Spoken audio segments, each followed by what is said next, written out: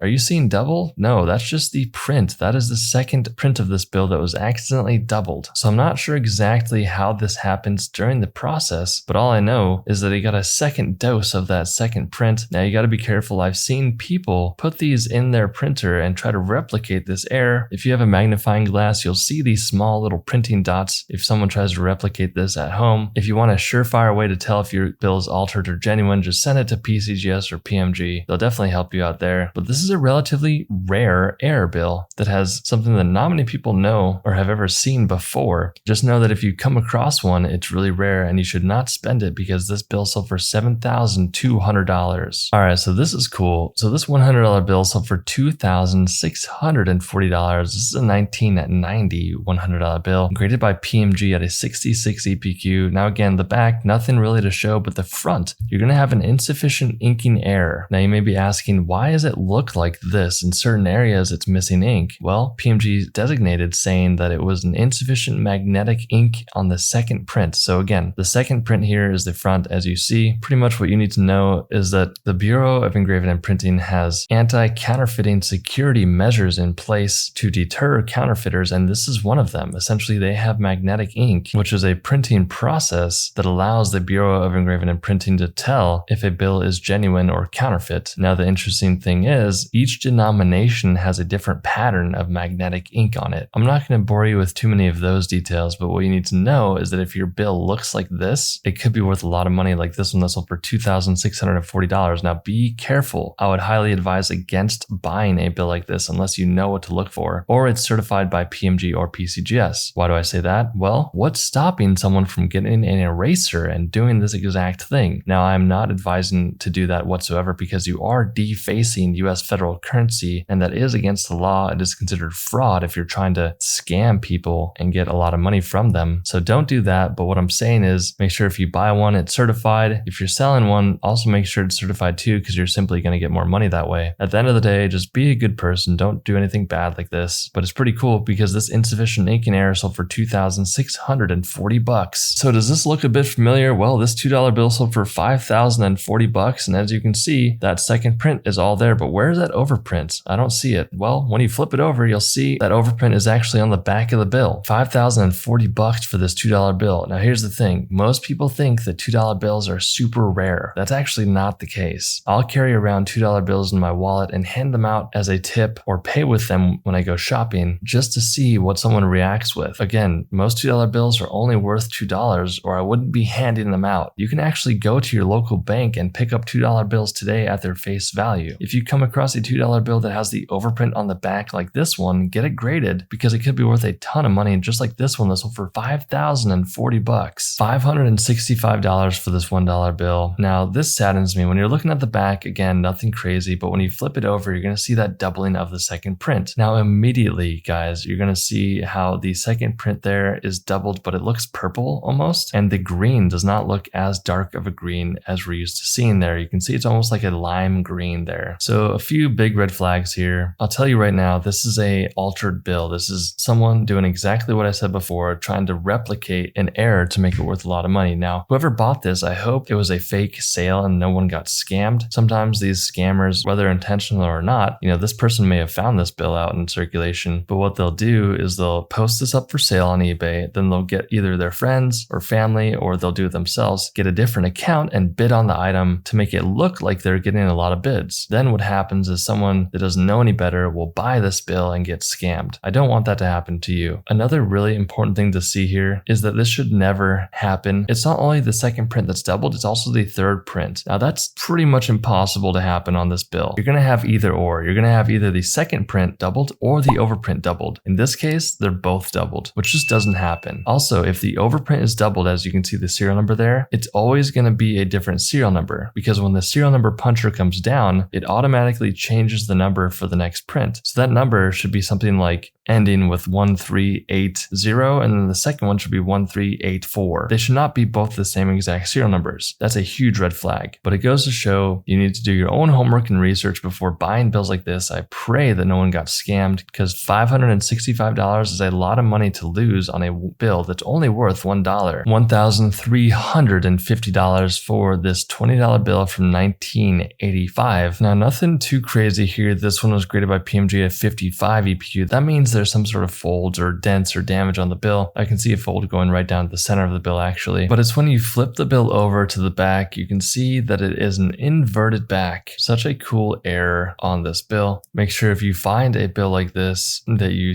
keep it safe, don't damage it, don't fold it. If you're out and about and you find one, if you have a book lying around, throw it in a book, just don't forget about it. That will keep it flat. Funny story, I actually purchased a book a while back and I actually found some rare money inside of it. So don't be the person to accidentally forget your paper money in a book, but it can keep it very flat, which is good. You need to do that. But again, $1,350 for this $20 bill. So these two bills sold for $8,225. So as you can see, these serial numbers are consecutive, meaning you can see the last three digits are 116 and 117. So consecutive bills. The first bill, you have a minor misalignment error. You can see the overprint is a bit shifted, not a big deal, but it's really the second bill that is the big money maker here. And that's because the back of the bill is completely missing the first print. If you ever have consecutive bills like this, you want to keep them together, especially if they're both errors. Some collectors really enjoy collecting an error bill that has a consecutive bill right after it or before it. It kind of describes and shows what's happening during the printing process, why one bill was disrupted while another one wasn't as much. Long story short, these two $2 bills sold for $8,225. This $2 bill sold for $224. Now, what's important to know here is that 1953 has what's called $2 legal tender red seal bills. Now, these typically come with a red seal and serial number. I'll keep this very brief, but if you ever see a yellow seal just like this on 1953 or 1928, it simply means that someone got a chemical and altered the color of the bill. I've seen this a ton, and a third-party company like PMG or PCGS will simply call this altered. They will charge you the money for the grading, and you will not get your bill certified because it is indeed altered to appear to be a rare error. Now, again, I pray that this person selling the bill did not scam someone, and hopefully it actually didn't sell, but it looks like, again, it sold for $224. Again, altered bill, stay away, don't buy it, don't sell it. Let's move on. $237 for this $1 bill from 1995. Now, when I flip the bill over to the front, you can see that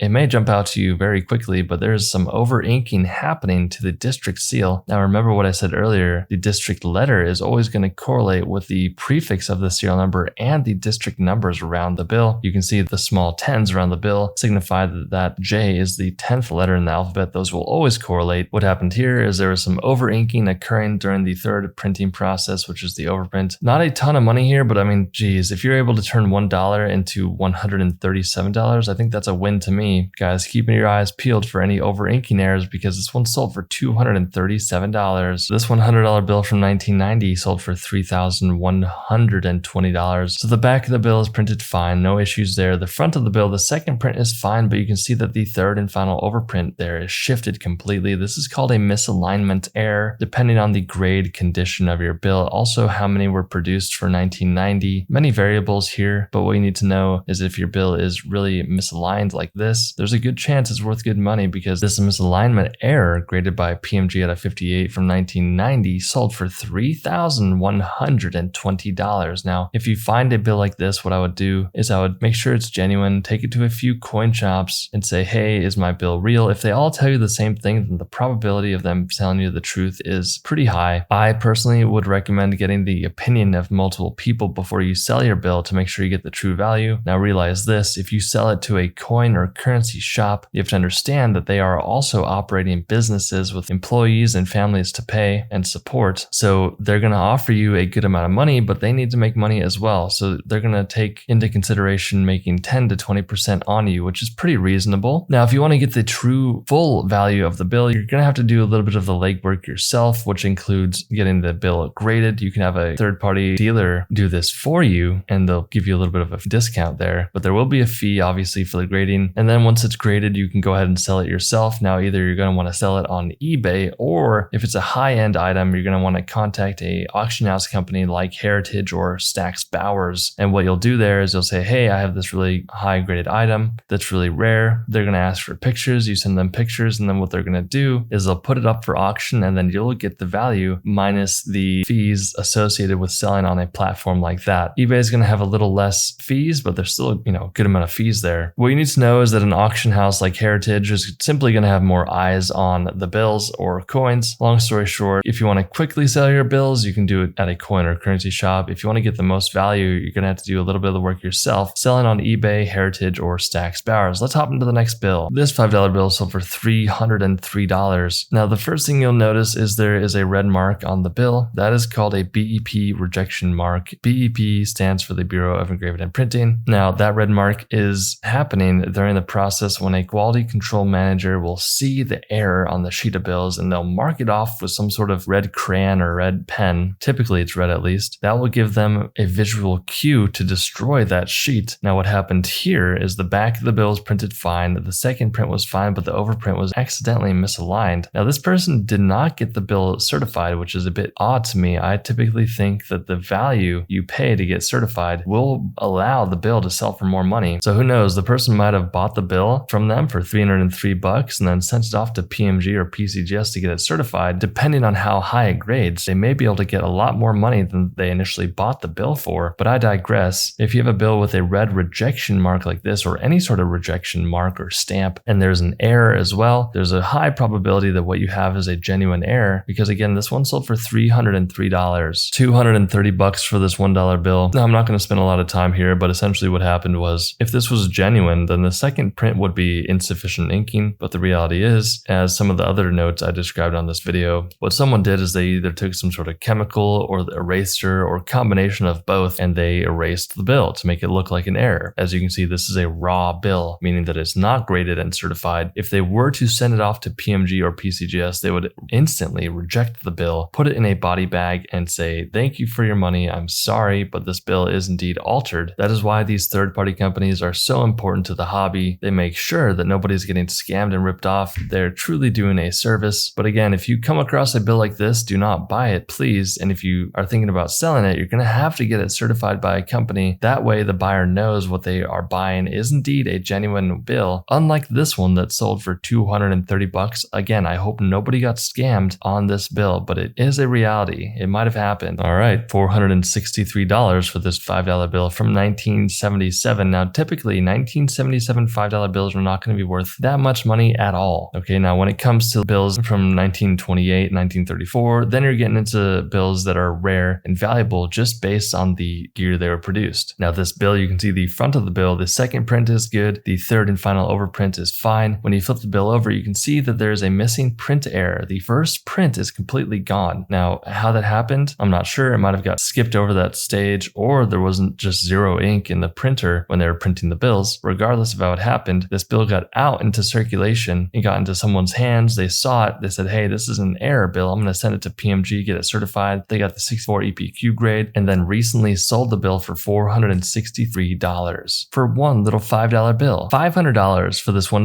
bill from 1981. Now tell me down in the comments below, what's wrong with this bill? Do you see anything going on here? I'll give you a second to reply, but let's jump into it. So immediately I can tell that the treasury seal on the right hand side of the bill is missing along with the serial number. It's gone. So let's break this down. So when you flip the bill over to the back, you'll see the back was fully printed, but you can see some of the overprint there on the front. So let's hop back to the front of the bill. You can see the second print is completely done. There is no error there, but what happened between the second print and the third print, there was an error. Now I'm not sure how this happened, but someone might have accidentally folded over that sheet of bills, causing the overprint to get partially stamped on the back and the front. This is what collectors call a printed fold error. Such a cool error $1 bill that sold for $500. I'll be very brief with this one, but again, remember that bill I was showing you earlier that had the yellow seal? This is what they altered it from, a red seal bill. This is a 1928C legal tender note. It was graded by PMG 35, so it was circulated for quite a while before someone noticed it, but essentially, I'll be very quick. If you flip the bill over, you can see that the back is inverted. So this is a printing error that occurred. They just put the sheets through the hoppers incorrectly, which resulted in this error with the back of the bill being upside down. It sold for $637, $533 for this bill that sold on eBay. Now, it's pretty apparent here where